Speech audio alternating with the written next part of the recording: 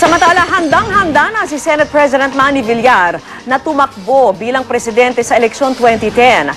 Ayon kay Villar, tuloy ang kanyang pagtakbo kung siya ang mapipiling standard bearer ng Nationalista Party at ng partidong posibleng makaalyansa nito. Wala raw dahilan para tanggihan ang panibagong hamon ng paglilingkod sa bayan.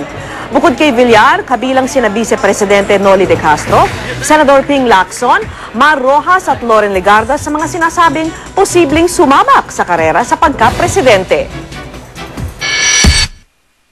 Halos 2009 na kasi ngayon eh.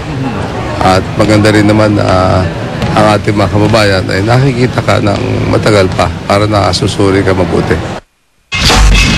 Naibigay na sa Korte Suprema ang report at rekomendasyon ng 3-man panel na nag-imbestiga sa umunay tangkang panuhol kay Court of Appeals Associate Justice Jose Sabio Jr. Pero hindi muna isa sa publiko ang report. Ayon kay Supreme Court spokesman Attorney Jose Midas Marquez, kasama itong tatalakayin sa en banc session ng Supreme Court sa Martes. Posibleng abutin ng hanggang 2 linggo bago maglabas ng desisyon ang Korte Suprema. Dilinaw ni Marquez na rekomendasyon lamang ito ng 3-man panel at depende kung kakatigan o hindi ng mga maestrado. Nagpiyansa na sa kasong libel ang publisher ng Pahayagang Malaya na si Jake Macasaet. Matapos siyang arestuhin kanina, 10,000 pisong binayad ni Macasaet para sa pansamantalang kalayaan. Ang kaso ay sinampa ni dating Rizal Governor Casimiro Inares noong 1999 dahil sa serye ng mga artikulong isinuot ni Macasaet tungkol sa gobernador. Bahis naman sumama si Macasaet sa mga otoridad ng isilbi ang warrant arrest laban sa kanya. The judge issued a warrant of arrest against me. These police officers are serving the warrant. Nothing more because there's a complaint against me. Mga customer ng isang hotel sa United Kingdom, tinatagayan ng alak ng isang robot. At silipin ang amateur video na kuha sa Hollywood icon na si Marilyn Monroe na ngayon lang natagpuan at mapapanood ng publiko. Narito na po ang mga balita mula sa iba't ibang panig ng mundo. Dahil sa 10 araw ng walang humpay na kilos protesta para pababain sa pwesto si Prime Minister Samak, bumigay na ang gabinete ng Thailand at pumayag ng magdaos ng referendum para pagbotohan ng usapin. Nagbitiw na rin sa pwesto ang Foreign Affairs Minister ng Thailand. Pero si Samak nagmamatigas pa rin at hindi raw bababa sa pwesto. Inututukan naman sa Amerika ang opisyal na pagpapakilala sa Vice Presidential Candidate ng Republican Party na si Alaska Governor Sarah Palin, ang unang babae na napasama sa presidential ticket ng partido. Sa kanyang talumpati, pinahagingan niya ang media dahil sa pagmamalit sa kanyang kakayahang maglingkod kasabay ng pagiging isang ina. Inungkat din ang pagbubuntis ng 17 taong gulang niyang anak na dalaga. Bagay na ginamit na sa kampanya para sabihin katulad din sila ng maraming pamilya sa Amerika. Minsan naging beauty queen ay sa mga kritiko. Kulang ang karanasan ni Palin na maglingkod bilang vice-presidente. Kaya lalo raw di niya kayang maging presidente sakaling mahalal si John McCain at may mangyari rito.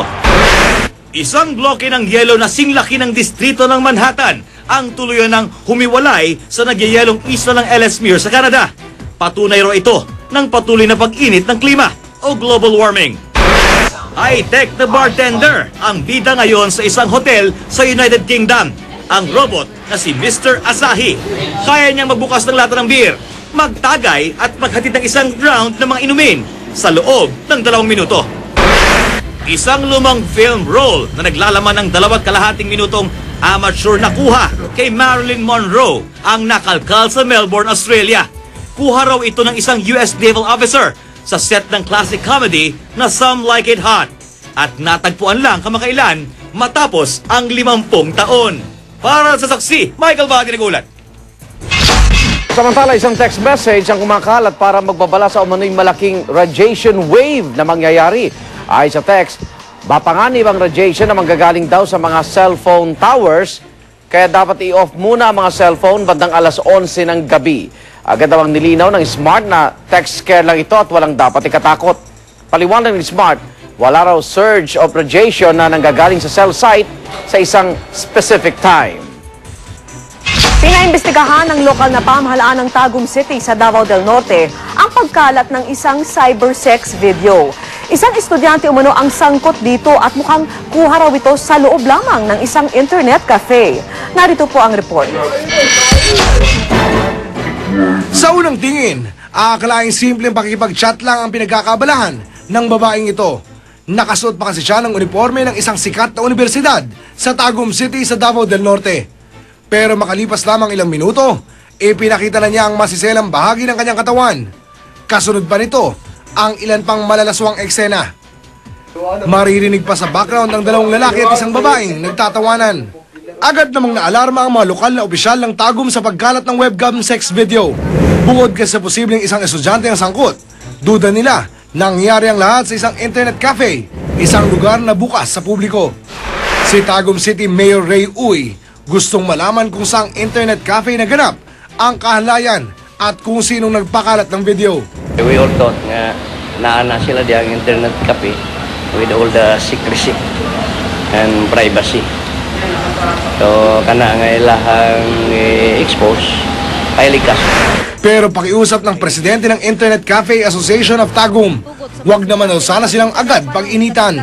Right to privacy, isa po na siyang rights sa babae. So, pwede po niya reviewon tong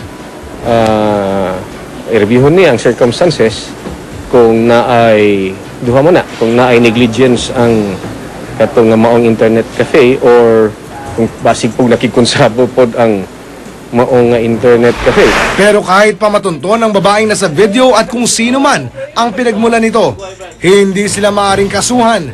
Dito kasi sa Pilipinas, wala pa ring malinaw na batas ukol sa malaswang gawain sa cyberspace. Para sa saksi, Oscar Oida, nag-uulat. Agaw atensyon po ang artistang si Bea Alonso sa fashion show ng designer na si Randy Ortiz sa EDSA Shangri-La kanina. Nadulas kasi po ang aktres habang rumarampa. Sa kabila nito, dinaan na lang ni Bea sa tawa ang pangyayari. First time daw kasi niyang sumabak sa fashion show, kaya naman buenamano rin ang kanyang blooper. Sasama ko siya sa list of my most embarrassing moments. But we're mature enough to not cry and just laugh about it. Patok na patok ngayon sa mga bag lover ang sanglaan ng mga designer bags. Sa shop na Bagaholic kasi, pwedeng makadiskwento ng hanggang 50%. Saksi si Connie Sison. Designer bags ba ang hilig mo kaso short ang budget mo para bumili ng urig? Pwes, eto ang lugar para sa iyo, ang Bagaholic, isang sanglaan ng mga second-hand designer bags sa Green Hills, San Juan. Mula Louis Vuitton, Chanel, Prada at Hermes, meron dito. Ikwinento sa amin ng may-aring si Gigi Bandroff kung paano nagsimula ang kanyang negosyo. I decided to bring some of my bags to my shop and sold them, and then people started buying it. So I decided, why don't I start buying bags as well? And then yung iba, they come and say, pwede bang pawn na lang because I just need money temporarily. So that's how I started pawning bags. Isang taon pa lamang tumatakbo ang negosyo ni Gigi, pero may 3 branch na agad siya sa Metro Manila. Pero mahigpit ang Bagaholic. Siniscreen muna ng kanyang mga tauhan kung urig nga ang mga designer bag na isinasanla. At kapag napatunayang tunay ito, pipresyohan nila ang mga bag batay sa kalidad, style at brand nito. Umaabot ng hanggang 50% ng orihinal na presyo ang diskwentong ibinibigay ni Gigi sa kanyang mga mamimili. Pero para sa mga ordinaryong Pinoy, nakakalula pa rin ang mga presyo.